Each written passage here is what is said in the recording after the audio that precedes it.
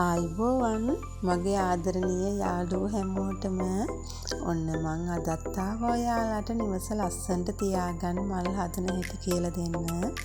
මම මගේ පළවෙනි වීඩියෝ එකෙන් ඔයාලට සම්පූර්ණ රිබන් මලක් නිර්මාණය කරන හැටි කියලා දුන්නා. ඔයගලන්ට ඒක මතකයි නේද? ඒක බලපු නැති අය ඒකත් බලන්නකෝ එහෙනම්.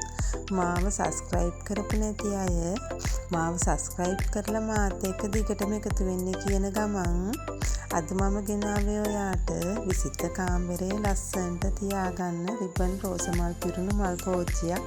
ඔයාලගේ අතින්ම ඔයාලටම නිර්මාණය කරගන්න හැටි තමයි. ඔයාලා දැන් රිබන් මල් හදන හැටි දන්නවනේ. ඒ රිබන් මල් හදාගත්තට පස්සේ මම මේ රිබන් මල් හදාගන්න තියෙන්නේ සම්පූර්ණ රිබන් මේ රෝලකින්මයි. මේ වගේ ලස්සන පෝච්චියක් අරගෙන මම ඒකට සිමෙන්ති ටිකක් දාලා තමයි මං මේ රිබන් මල් ටික ලෑස්ති කරගත්තේ මල් පෝච්චියට සරසන්න. ඒ විදිහට ඕගොල්ලෝ දන්නව නේද මේ මනි ෆ්ලවර්ස් දානකොට අපි ඒවට අර චුටි චුටි ගල් කැට දානවා ලස්සනට. අන්නේ ගල් ටිකක් තමයි මං අරන් තියෙන්නේ. අපි මේ විදිහට රිබන් මල් ටික රඳව ගත්තට පස්සේ ඒ ගල් ටිකක් දාමු සිමෙන්ති චුට්ටක් පේන හින්දා. එතකොට තවත් ලස්සන වැඩි වෙනවනේ. ඔන්න බලන්නකෝ අවසාන නිමාව ලස්සනයිද කියලා.